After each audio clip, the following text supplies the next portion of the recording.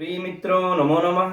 मैं हूं संजय मौर्य और इस YouTube चैनल संस्कृत कौमुदी में आप सभी लोगों का हार्दिक स्वागत करता हूं। मित्रों, वैसे हम लोग सुखनासोपदेश के लिए कादम्बरी ग्रंथ से मंगलाचरण का क्रमशः अध्ययन कर रहे थे, किंतु इसके पूर्व में जो किरातार्जुनीयम के प्रथम सर्ग का अध्ययन किए थे उसमें हम लोगों का यह 46वां श्लोक अध्ययन करने के लिए शेष रह गया था, जिसके लिए हमारे कुछ भाई बहनों ने कहा कि सर इस 46वें श्लोक को नहीं पढ़ाए हैं आप, और यही हम लोगों के किरातार्जुनीयम के प्रथम सर्ग का सबसे कठिन श्लोक है और इसी को आपने छोड़ दिया।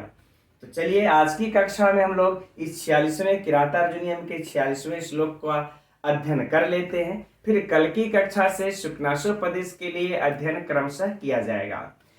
और अच्छा, एक चीज यहाँ पर बता दें मित्रों, आप लोगों के लग रहा है कि यह कठिन श्लोक है, लेकिन ऐसा कुछ भी नहीं है। मैं मानता हूं इसमें दो अर्थ हैं, लेकिन यह देखिए कितना सरल श्लोक है। जब अध्ययन कर लेंगे तो आप लोगों को भी लगेगा कि यह सबसे सरल श्लोक था। ठीक, तो चलिए अध्ययन इसका आज ये प्रारंभ करते हैं।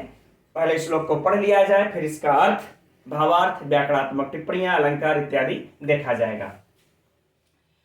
विधि समय नियोगाद दीप्ति संहार जिह्मं शिथिल वसुम अगाधे मग्नम आपत्य पयोधौ रिपुतिमीरम उदस्य उदीयमानं दिनादौ दिनकृतमीव लक्ष्मी त्वाम समभ्येतु भूयः। देखिए इस श्लोक में महारानी द्रौपदी जो है कह रही है युधिष्ठिर से क्या। अब देखिए, पहले मैंने कहा कि इस श्लोक को अगर सरलता से समझना है तो इसका तो दो अर्थ है, तो दोनों अर्थों को हम लोग बारी बारी से समझेंगे। तो पहले इसको इस प्रकार से समझते हैं। देखिए यहां पर जो उपमेय है ना, एक तो हो गया उपमान, यहीं पर लिख लेते हैं, जगह है। एक हो गया उपमान और एक हो गया उपमेय। ठीक, यह दो है। तो पहले हम लोग उपमान के अर्थ में समझते हैं। उपमान इसका क्या है मित्रों इसमें, तो उपमान देखिए है सूर्य। उपमान क्या है? सूर्य। और उपमेय कौन है? युधिष्ठिर।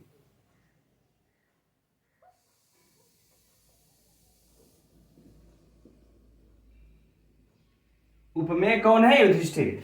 तो यह सूर्य और युधिष्ठिर, यह दोनों अर्थों को साथ लेकर के चलता है श्लोक, लेकिन हम लोग दोनों को इस तरह से नहीं देखेंगे।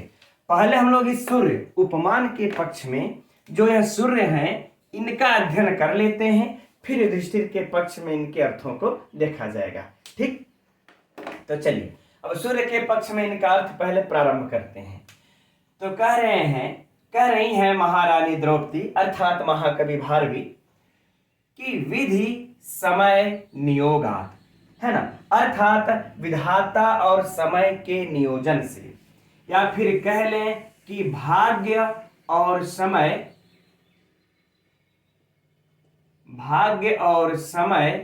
के नियोजन से,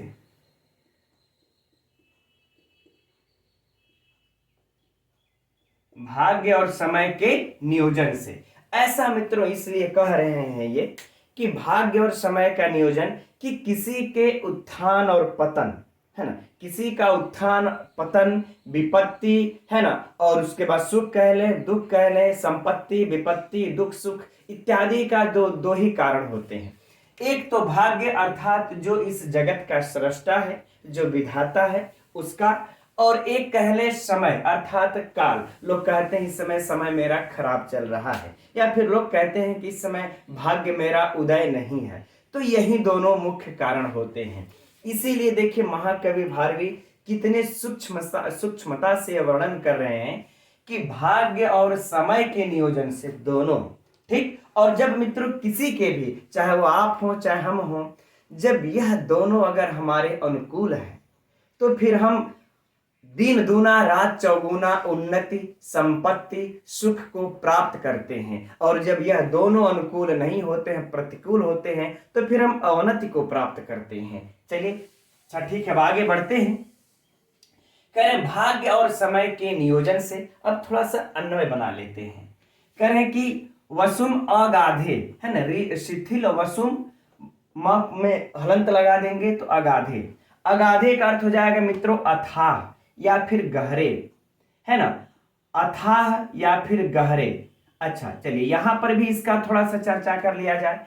गाध का अर्थ होता है, यहां पर जो गाध शब्द होता है, जो गाध का अर्थ होता है वह होता है कि जिसको नापा जा सके या जिससे नहाया जा सके। जैसे मान लेते हैं एक बाल्टी पानी है, एक है ना, एक बाल्टी पानी, उसको हम नाप सकते हैं कितना लीटर है, और चाहे हम उससे नहा भी सकते हैं। तो जिसको नापा जा सके या जिससे नहाया जा सके उसको हम गाध कहते हैं। लेकिन जिसको नापा न जा सके, है ना, उसको हम क्या कहते हैं, अगाध। जिससे अब सिर्फ नहाने के लिए नहीं, अब समुद्र को हम लोग क्या कहते हैं, अगाध, अर्थात अथाह सागर। तो उसको समुद्र के जल को हम थोड़ा ही नाप सकते हैं, और समुद्र का जल सिर्फ नहाने के लिए ही उपयुक्त, उतने में ही थोड़ा समाप्त हो जाता है। ठीक, तो ये हो गया अगाध, अर्थात कह ले अथाह, या फिर कह ले मित्रों की गहरे। गहरे को छोड़ देते हैं, रहने देते हैं, अथाह ही काफी है। अथाह, अब देखिए मग्नम आपात्यो, है ना, आपत पयोधव। तो आपत मतलब विपत्ति, अपयोधव माने सागर। तो क्या हो जाएगा कि विपत्ति रूपी सागर में, अथाह विपत्ति रूपी, विपत्ति रूपी सागर, है ना, सागर में। आगे बातें समझ में कि अथाह विपत्ति रूपी सागर में। अब अथाह मित्रों इस आपत्त पयोधव का विशेषण भी हो जाएगा, है ना, इसका यह विशेषण भी हो जाएगा, है ना। तो अथाह विपत्ति रूपी सागर में, ठीक। यहां पर जो है कि यहां पर आपत रहेगा, आपत्त्यो नहीं रहेगा, आपत रहेगा ना, तब सही रहेगा कि आपत पयोधव। ठीक, आपत सही है, आपत पयोधव। ठीक, तो अथाह विपत्ति रूपी सागर में। अब यहां बढ़ते हैं हम लोग, दीप्ति संहार जिह्मम। दीप्ति संहार जिह्मम अर्थात दीप्ति माने प्रकाश। अभी सिर्फ मित्रों इसके शब्दों को समझिए, फिर आप लोगों को इसका अर्थ तो ऐसे ही आ जाएगा। देखिएगा, प्रकाश के संहार माने नष्ट हो जाने, प्रकाश के, है ना, कह रहे हैं कि प्रकाश के नष्ट, क्षीण हो जाने से, नष्ट हो जाने से, बल्कि नष्ट के जगह पर हम लोग क्षीण लिख लेंगे तो बेहतर होगा। प्रकाश के क्षीण हो जाने से, है ना, कह रहे हैं कि प्रकाश के क्षीण हो जाने से जिह्मम, अर्थात यहां पर तो कुटिल होता है, लेकिन हम लोग अर्थ लगाएंगे कि कांतिहीन, है ना, कांतिहीन, है ना, प्रकाश के क्षीण हो जाने से कह रहे हैं कि कांतिहीन। और शिथिल वसुम, शिथिल वसुम। अब वसु का मित्रों दो अर्थ होता है, लेकिन हम लोग अभी तो सूर्य के अर्थ का अध्ययन कर रहे हैं, तो सूर्य में ही देखेंगे। शिथिल अर्थात कह रहे हैं कि शिथिल हुई किरणों वाले। वसु का अर्थ होता है एक रश्मि, एक किरण, और वसु का एक अर्थ धन भी होता है। तो शिथिल का मतलब क्या हो जाएंगे कि कमजोर, ठीक, अर्थात कमजोर, या फिर कहने शिथिल हुई, कमजोर हुई किरण वाले। आगे बातें समझ में। अब इसके बाद करें कि रिपु तिमिर, तिमिरम उदस्य उदीयमानम। ठीक, करें रिपु अर्थात शत्रु, रिपु अर्थात शत्रु के, तिमिर अर्थात अंधकार, शत्रु रूपी अंधकार, शत्रु रूपी अंधकार को उदस्य, उदस्य का अर्थ हो जाएगा मित्रों नष्ट करके, नष्ट करके। अब उदीयमान दिनादव, दिनादव अर्थात दिन के आदि में, तो क्या अर्थ हो जाएगा, प्रातः काल, प्रातः काल। अब उदीयमानम, उदीयमानम अर्थात करे कि उदित होते हुए,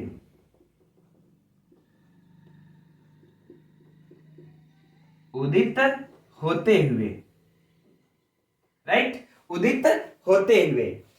अब कह रहे हैं दिनकृत मिव, दिनकृत अर्थात दिन को करने वाला।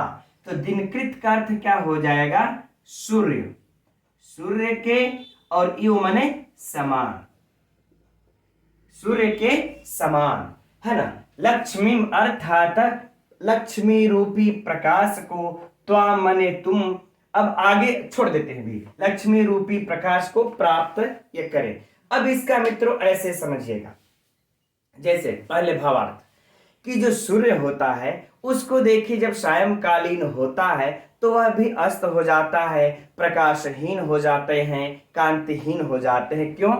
क्योंकि यह भाग्य और समय का नियोजन है, भाग्य और समय का नियंत्रण है कि जब वह संध्या काल की वेला आती है तो सूर्य को भी अपना प्रकाश त्यागना पड़ता, उस सूर्य का भी प्रकाश नष्ट हो जाता है ना। लेकिन वह अपने जो अंधकार, इस सूर्य का जो शत्रु है उसको वह नष्ट करके, है ना, जो सूर्य हैं अगले दिन सुबह में अर्थात प्रातः काल के बेला में, दिन के आदि के बेला में वह पुनः उदित होते हैं और पुनः अपने तेज को, अपने कांति को धारण करते हैं। कौन? सूर्य। ठीक है ना। उसी प्रकार से यह युधिष्ठिर के लिए भी कह रही हैं महारानी द्रौपदी। ठीक, तो अब इसके पूर्ण अर्थ को एक बार पुनः देख लेते हैं कि भाग्य और समय के नियोजन से, प्रकाश के क्षीण हो जाने से, कांतिहीन कमजोर हुई किरण वाले अथाह विपत्ति रूपी सागर में मग्नम, यहां पर देखिए छूट गया, मग्नम अर्थात डूबे हुए, है ना, अथाह विपत्ति रूपी सागर में डूबे डूबे हुए, लेकिन शत्रु अंधकार, उसका अपने शत्रु रूपी अंधकार को नष्ट करके प्रातः काल में उदित होते हुए सूर्य के समान, सूर्य के समान आप भी लक्ष्मी को पुनः मतलब प्राप्त करें। तो देखिए फाइनल हुआ ना कि सूर्य जो होता है उससे घबराता नहीं है, शाम हुआ उसका कांति प्रकाश सब नष्ट हो गया, क्योंकि भाग्य और समय का नियंत्रण है। और वह क्या करता है? विपत्ति रूपी सागर में, अथाह विपत्ति रूपी सागर में वह सूर्य डूब जाते हैं और उनकी किरणें कमजोर हो जाती हैं, वह प्रकाश क्षीण हो जाने से कांतिहीन हो जाते हैं। कौन? वह सूर्य। लेकिन फिर प्रातः काल जैसे ही आता है ना, प्रातः काल जैसे ही आता है अपने शत्रु रूपी अंधकार को वह नष्ट करके क्या करते हैं? पुनः उदय होते हैं। कौन? सूर्य। तो उसी सूर्य के समान, उसी सूर्य के समान। अब चलते हैं मित्रों हम लोग उपमेय युधिष्ठिर के पक्ष में। उसी तो हे महाराजा युधिष्ठिर, इसी सूर्य के समान आप भी, इसी सूर्य के समान आप भी क्या कीजिए? तो कह रहे हैं भाग्य और समय के नियोजन से। अब यहां पर मित्रों इसका अर्थ सेम हो जाएगा, युधिष्ठिर के लिए भी यही होगा कि भाग्य और समय के नियोजन से। युधिष्ठिर के भी पक्ष में देखेंगे वही होगा, कोई परिवर्तन नहीं, यही अर्थ रहेगा। तो भाग्य और समय के नियोजन से, प्रकाश के क्षीण हो जाने से कांतिहीन, तो यहां पर अर्थ लगा देंगे कि प्रताप, क्योंकि भाई युधिष्ठिर का प्रकाश नहीं होगा, दीप्ति माने प्रताप, यानी कि प्रताप के क्षीण हो जाने से कांतिहीन, है ना। कांतिहीन अर्थात कह लेंगे हम लोग कि बलहीन, पौरुषहीन या फिर कमजोर कह लें, है ना। तो यहां पर सूर्य के अर्थ में ले लेंगे प्रकाश, लेकिन युधिष्ठिर के अर्थ में ले लेंगे प्रताप। तो प्रताप के क्षीण हो जाने से कांतिहीन। अब यहां पर आते हैं कि कमजोर हुई किरण वाले। तो वसु का मित्रों मैंने कहा कि एक तो होता है रश्मि, अमर कोश में दिया हुआ इसका अर्थ है, एक तो हो जाता है रश्मि और एक हो जाता है क्या? धन, है ना। तो क्या हो जाएगा? कमजोर हुए धन वाले, कमजोर हुए धन वाले। अब अथाह, अथाह का मतलब हो जाएगा अत्यंत, असहाय, यह भी युधिष्ठिर के पक्ष में वही अर्थ होगा, कोई परिवर्तन नहीं, है ना, दोनों के लिए आ ही जाएगा। तो अथाह विपत्ति रूपी सागर में डूबे हुए, है ना, अथाह विपत्ति रूपी सागर में डूबे हुए, तो यहां भी हो जाएगा वही बातें कि विपत्ति रूपी सागर में डूबे हुए। अब देखिए आगे बढ़ते हैं, वही अर्थ हो जाएगा, वहां भी कोई परिवर्तन नहीं होगा कि रिपु तिमिर अर्थात यहां कह ले कि अंधकार रूपी शत्रु,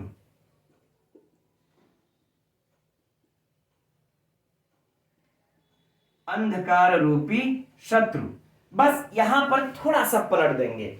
अंधकार रूपी शत्रु को नष्ट करके उदित होते हुए प्रातः काल। तो इनका तो प्रातः काल नहीं ना आएगा, सूर्य का तो प्रातः काल आएगा, सूर्य प्रातः काल में उदित होंगे। लेकिन यह दिन आदव का अर्थ है युधिष्ठिर के पक्ष में क्या ले लेंगे मित्रों हम लोग कि शुभ वेला में या समय अनुकूल आने पर, है ना, शुभ वेला में या फिर समय के अनुकूल आने पर हम लोग अर्थ लगा लेते हैं कि शुभ वेला में। ठीक, तो शुभ वेला में उदित होते हुए यानी कि अंधकार रूपी शत्रु को नष्ट करके शुभ वेला में उदित होते हुए, है ना। अब सूर्य के समान लक्ष्मी अर्थात राजलक्ष्मी को, त्वाम माने तुम अर्थात आप, और समभ्येतु यानी कि सम्यक रूप से भली भांति, है ना, सम्यक रूप से भली भांति। ठीक, करें सम्यक रूप से भली भांति भूयः मने पुनः प्राप्त करें, भूयः अर्थात पुनः प्राप्त करें। आगे बातें समझ में, जैसे सूर्य, एकदम एक लाइन में समझिए मित्रों, जैसे सूर्य होता है पहले विपत्ति पड़ती है लेकिन दिन के आदि में पुनः अपने सब कुछ प्रकाश को, तेज को, कांति को, सबको वह प्राप्त कर लेता है। ठीक उसी प्रकार से आप भी शुभ वेला में क्या कीजिए, अपने उस अंधकार रूपी शत्रुता दुर्योधन आदि का नष्ट करके अपने उस राजलक्ष्मी को, अपने उस प्रताप को, अपने उस तेज को, अपने उस कांति को आप भी पुनः प्राप्त करें। किसके समान? तो सूर्य के समान।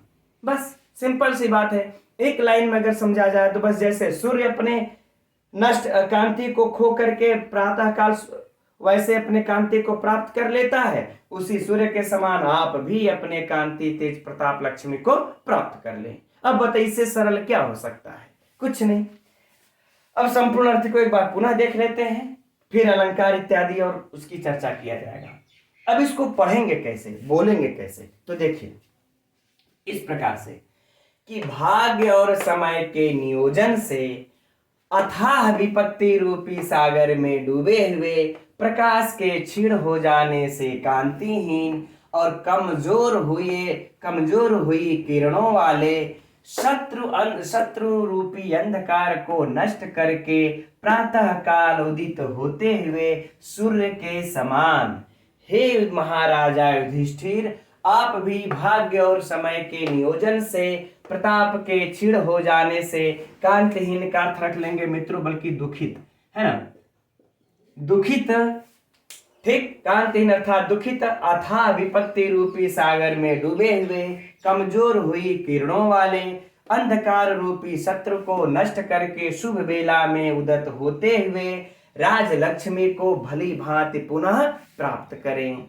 बस दो अर्थ है, लेकिन कितना सरलता से है, राइट। चलिए अब पहले तो दिमाग में अर्थ है इसका हम लोगों के, इसी जगह इसका अलंकार देख लेते हैं, फिर पुनः हम लोग आगे की चर्चा किया जाएगा। तो इसमें अलंकार मित्र देखिए पूर्णोपमा अलंकार है ना, पूर्णोपमा अलंकार किसको कहते हैं? जहां पर पूर्ण उपमा हो, किसको हो? तो पूर्ण उपमा अलंकार कब होता है मित्रों? हम सभी लोग जानते हैं कि पूर्ण उपमा अलंकार का मतलब होता है कि उपमान, उपमेय और इसका साधारण धर्म, है ना, जो साधारण धर्म है वह, और इसके बाद उपमानवाचक शब्द,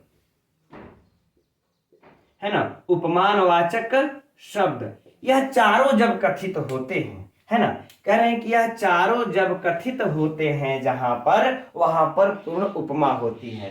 तो इस श्लोक में मित्र हम लोगों को यह चारों कथित यहां पर दिख रहे हैं, चारों को कहा गया स्पष्ट, अगर चारों को ढूंढेंगे तो मिल ही जाएगा, है ना, इसलिए यहां पर पूर्ण उपमा।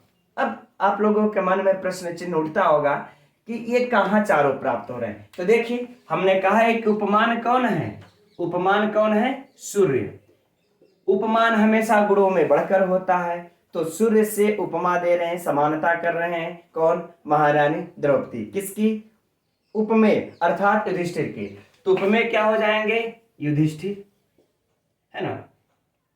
यह परीक्षा के लिए भी प्रश्न है मित्रों कि इस श्लोक में उपमान कौन है, उपमेय कौन है ना। यह परीक्षा के लिए भी प्रश्न हो सकता है। अब बात करते हैं मित्रों हम लोग कि इसमें से साधारण धर्म कौन है। तो साधारण धर्म कौन है, ये सब दीप्ति संहार जेहमम आपत पयोधौ, है ना, शिथिल वसु, ये सब क्या है, साधारण धर्म है। ये सब हमारे क्या हो जाएंगे, इसके साधारण धर्म, अर्थात जो इसमें भी पाया जाए और जो उसमें भी पाया जाए, है ना, वो गुण, वही साधारण धर्म होते हैं। तो अब ये दोनों सूर्य में भी पाए जा रहे हैं और युधिष्ठिर में भी, उपमान उपमेय दोनों में पाए जा रहे हैं, ये हमारा साधारण धर्म। अब उपमान वाचक शब्द, यहां पर देखिए इव लगा हुआ है, यहां पर हमारा उपमान वाचक शब्द भी प्राप्त हो जाता है। तो यह चारों हम लोगों को इसमें प्राप्त हो जाते हैं, इसलिए हम लोगों का यह कौन सा अलंकार हो गया मित्रों, पूर्णोपमा अलंकार, राइट। चलिए अब बाकी इसमें साहित्य से अगर कुछ वैसा प्रश्न अगर पूछता है ना, तो इस तरह से प्रश्न बन सकता है कि महाराजा युधिष्ठिर को महारानी द्रौपदी किसके समान लक्ष्मी को प्राप्त होने के लिए कहती हैं, किसके समान, तो कह रहे हैं कि सूर्य के समान। और बाकी इधर से भी अगर मित्रों अगर पूछता है कुछ वैसा खुद करके प्रश्न को, तो हम समझते हैं इतने अच्छे से साहित्य इसके अर्थ को आप लोग भावार्थ को समझ लिए हैं कि अब यह बचने वाला नहीं है। क्योंकि देखिए सिंपल सी बात है, इस समय भी महाराजा युधिष्ठिर भाग्य और समय के नियोजन से ही वह इस अपनी अवनति को प्राप्त हुए हैं, क्योंकि उनका इस समय भाग्य और समय दोनों खराब चल रहा है। और इस समय प्रताप के क्षीण हो जाने से वह भी नष्ट हो गए हैं। कौन, महाराजा युधिष्ठिर, ठीक। और विपत्ति रूपी अथा विपत्ति रूपी सागर में इस समय कौन डूबा हुआ है, महाराजा युधिष्ठिर, ठीक है ना। और कमजोर हुई नष्ट हुई धन वाले इस समय कौन है, उनके पास धन कहाँ है, महाराजा युधिष्ठिर के पास। तो कमजोर हुई धन वाले कौन है इस समय, महाराजा युधिष्ठिर, ठीक।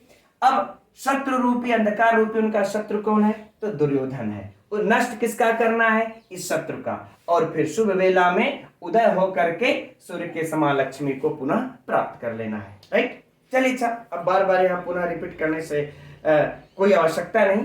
अब हम लोग इसकी व्याकरणात्मक टिप्पणी को देखते हैं।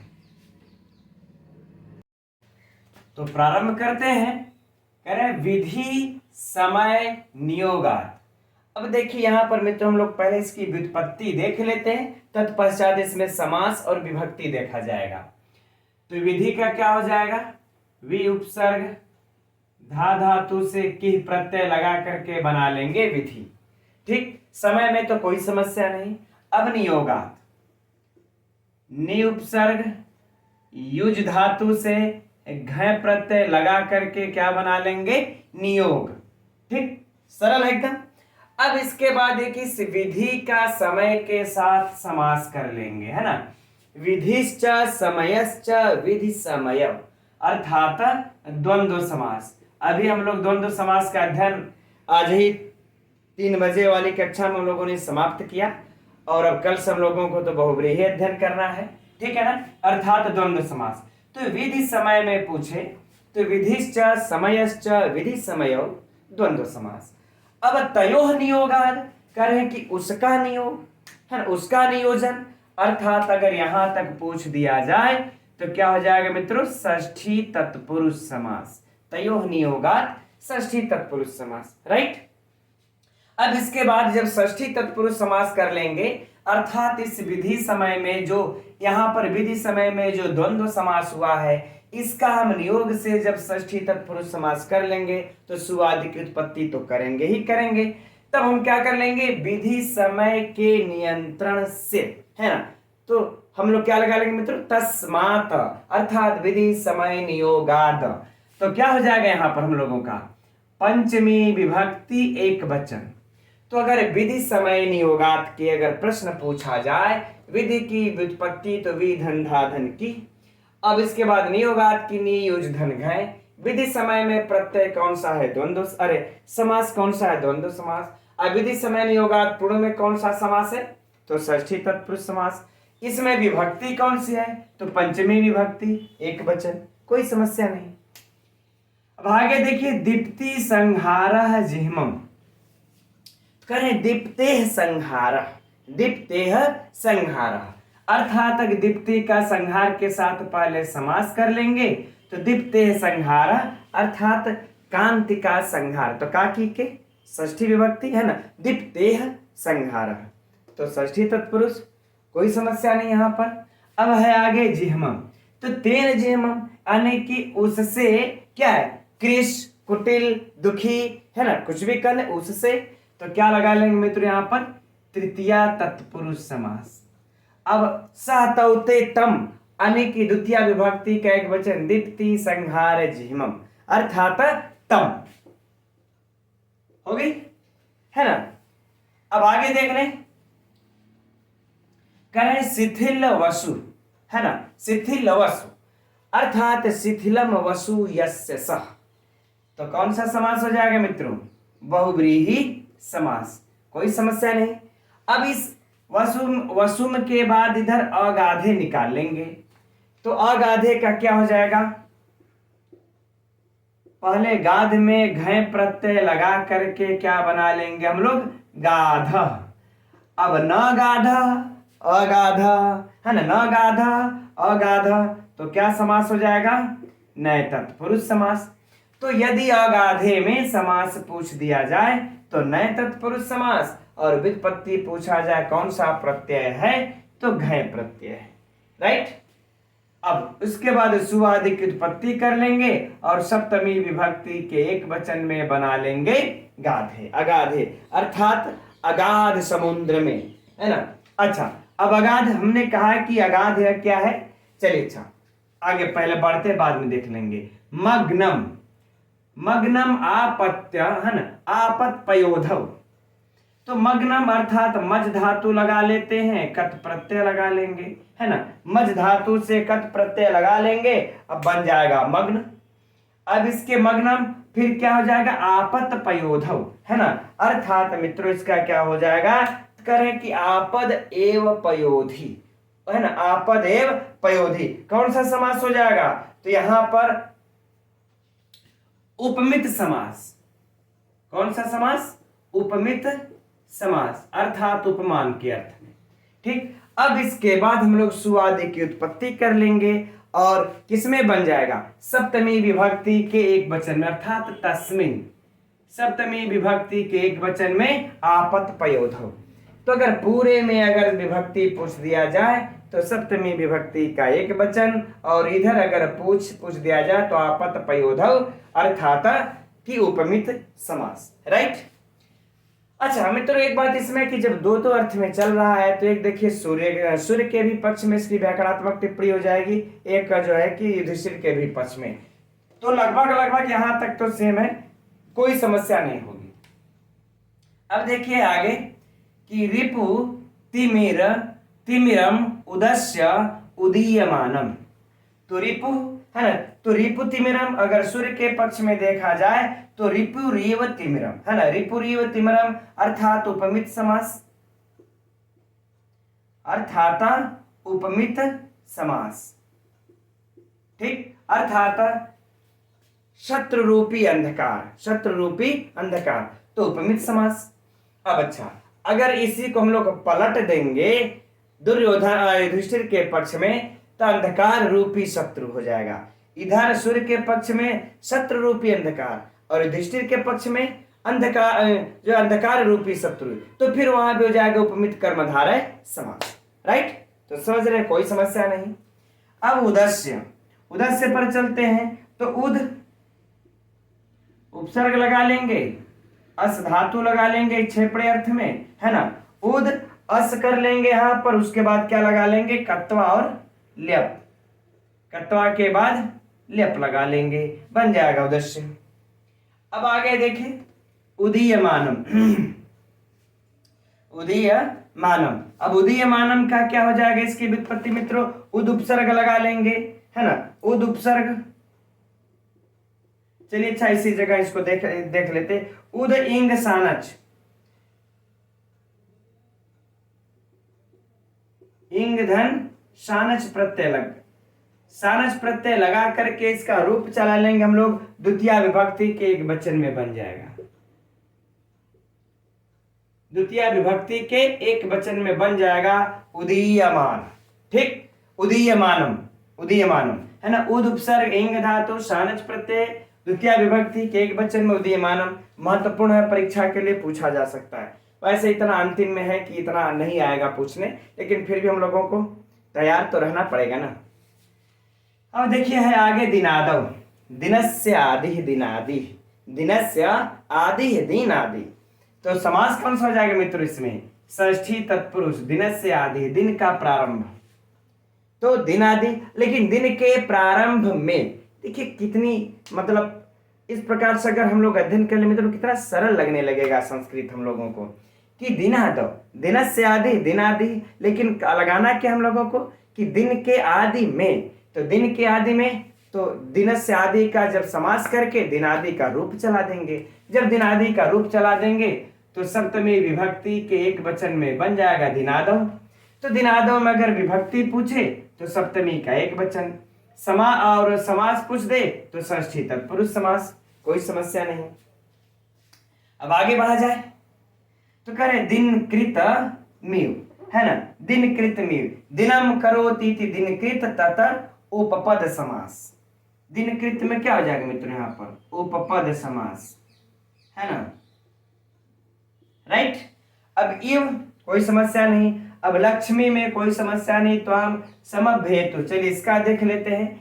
सम उपसर्ग लगाइए, अभी उपसर्ग लगाइए, है ना, और इड़ धातु लगा लीजिए और इसके बाद रूप चला लीजिए। लोट लकार में थोड़ा सा गड़बड़, लोट लकार प्रथम पुरुष एक वचन, लोट प्रथम पुरुष के एक वचन में बन जाएगा समभेतु, कोई समस्या नहीं। तो हो गई मित्र हम लोगों की इसकी व्याकरणात्मक टिप्पणी। अब हम इसमें से यह नहीं कह सकते कौन सा परीक्षा के लिए महत्वपूर्ण है। हो सकता है देखिए प्रायः लोग प्रारंभ के ही श्लोकों से पूछते हैं और उसी की लोग तैयारी भी ध्यान से करते हैं, लेकिन हो सकता है बदलाव आए, है ना, परीक्षा में अब अंतिम वाले से भी पूछने लगे, इसलिए सब महत्वपूर्ण है, देखना हम लोगों को सभी एक बार है। अब मित्रों यहाँ पर लास्ट वाला है, तो लास्ट में हम सभी लोग जानते हैं कि छंद चेंज हो जाता है। अलंकार हो गया, अर्थ हो गया, भावार्थ हो गया, व्याकरणात्मक टिप्पणी हो गई। अब इसमें जो हम लोग क्या छंद कौन सा उसको देख लेते हैं, ठीक है ना। तो अंतिम छंद में, अंतिम श्लोक में कौन सा छंद है बताइए आप लोग?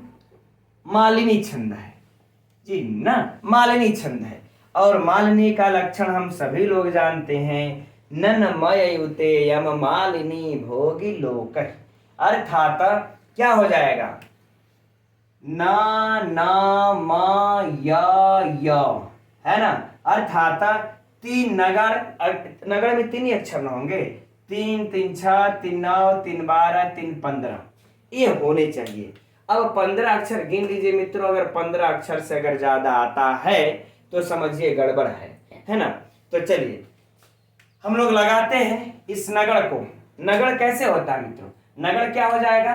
तो देखिए हरस्व हरस्व हरस्व, ये क्या हो जाएगा यहाँ पर हम लोगों का? नगड़, हरस्व हरस्व हरस्व, क्योंकि लघु है लघु है लघु है। ठीक, क्या हो गया? यह मालिनी छंद का लक्षण है। न मयुते मालिनी भोगी भोगी लोकै न मय। ठीक, तो नगड़ में लघु लघु लघु, तो हमारा हरस्व हरस्व स लघु है, हो गया। अब आगे देखिए म पर भी लघु, य पर भी लघु और न पर भी लघु है। तो यहाँ भी हम लोगों का क्या बन गया मित्र? एक ये क्या हो जाएगा? ये भी नगड़, है ना, कोई समस्या नहीं। अब मगड़ है। अब मगड़ में हम लोगों का क्या होता है ना, तीनों गुरु, या माता रा, तो तीनों गुरु होते हैं। तब यो पर देखिए क्या है? गुरु दीर्घ है, गा क्या है हमारा? गुरु दीर्घ है। अब आधा अक्षर को तो गिनेंगे नहीं, अब इधर वाला अक्षर को ले लेंगे दी पूरा, तो यह भी क्या हो जाएगा मित्रों हम लोगों का? गुरु, अर्थात ये 3 हो गए। और यह क्या हो गया मित्रों हम लोगों का? मगड़। क्या हो गया? ये मगड़, है ना। तो ये भी देखिए अक्षर फिट बैठ गया। देखिए कितना उस समय के कैसे कवि लोग थे कि हम लोगों को अगर रचना करना रहे तो हिंदी में ही हम लोग शुद्ध उतने अक्षर बैठा नहीं सकते, बाकी इस प्रकार के लघु गुरु बैठाना की तो हम लोग सोचे ही ना, ऐसे कवि थे ये लोग। ठीक, अच्छा अब क्या है यगण, है ना। अब तो यगण में क्या होता है, एक लघु दो गुरु, यगण में एक लघु दो गुरु। तो त में लघु मात्रा है, हरस लघु हो गया, स पर ऊपर बिंदी है तो गुरु हो गया, हा पर भी गुरु हो गया, और ये क्या बन गया हम लोगों का यगण, है ना। अब दो यगण है, एक यगण और चाहिए, है ना। तो र पर देखिए यहां पर संहार जिह्मम, है ना। तो पहले यगण में क्या होगा, पहले लघु होगा, इसके बाद ज पे अब हम लोग गुरु लगाएंगे। कैसे, क्योंकि यहां पर आधा ह है। तो ये चीज मित्रों छंद में मात्रा लगाने समय याद रखिएगा, अगर क यहां पर है इसके बाद आधा ये ग आ जाता है तो क हमारा दीर्घ होता है, क हमारा दीर्घ अर्थात गुरु होता है ना। तो जब हम ये चीज ध्यान रखना है कि आधा अक्षर का मात्रा इधर गुरु की तरफ जोड़ दिया जाता है, इधर लघु होते हुए भी क्या हो जाता है दीर्घ। चलिए अच्छा, छंद जब हम पढ़ाएंगे, है ना, तो उसमें यह चीज डिटेल्स में करके आप लोगों को ट्रिक के साथ बता देंगे, सरलता से याद हो जाएगा, है ना। तो अब ज इधर आधा ह है, तो आधा ह है तो यह क्या हो जाएगा मित्रों, ज हम लोगों का गुरु, और फिर म के ऊपर बिंदी होने के कारण भी क्या हो जाएगा गुरु। तो हमारा क्या बन गया, यह भी यगण। तो देखिए कितनी बारीकी से रचना किए हुए हैं महाकवि भारवी। अब बाकी के जो नीचे यह बचता है मित्रों, इस तरह से भी आप लोग देखिए एकदम मात्रा लगा सकते हैं, सी थी ल व सु म, है ना। अब यहाँ पर देखिए गा पर गुरु, धे पे गुरु, म पर गुरु क्योंकि आधा अक्षर है ना। इसके बाद देखिए न पर लघु अकेले है, मा पर गुरु, अब प पर गुरु क्योंकि त इधर चला आएगा आधा अक्षर, प पर लघु, यो पर गुरु, ध पे गुरु। एकदम देखिए कितना धड़ धड़ हम लोगों का मात्रा लगता जा रहा है ना, एकदम सरलता से। बाकी शेष आप लोग लगा करके अभ्यास एक बार अवश्य कर लीजिएगा। ठीक मित्रों, तो ये रहा अंतिम श्लोक जिसकी आप लोगों की डिमांड थी कि सर इसको पढ़ा करके पूर्ण कर दीजिए, और मैंने भी सोचा इसको पूर्ण कर देते हैं। अब कल से हम लोग कादम्बरी का जो 15वां श्लोक आप लोगों की डिमांड होगी, सर 15वां फिर से पढ़ाइए, क्योंकि 15वां में भी मित्रों श्लेष से दो अर्थी लिए हुए हैं। कादम्बरी के मंगलाचरण के अंतर्गत जो पठित 20 श्लोकों में से 15वां है, तो चलिए उसको भी हम पढ़ा देंगे, हमें कोई दिक्कत नहीं है। बस आप लोग पढ़ने के लिए तैयार रहिए, जितने गहराई तक पढ़ना चाहेंगे उतनी गहराई तक हम आपको ले जा करके पढ़ाना चाहेंगे। मुझे नहीं आता रहेगा, मैं पढ़ करके दूसरों से पूछ करके समझ करके लेकिन आप लोगों को जरूर बताऊंगा। ठीक है मित्र, तब आज के लिए इतना ही रहने देते हैं। आप लोगों को कैसी कक्षा लगी आज की कमेंट्स करके बाद में अवश्य बताइएगा। अब हम लोग कल मिलते हैं ठीक है 8 बजे, तब तक के लिए नमो नमः।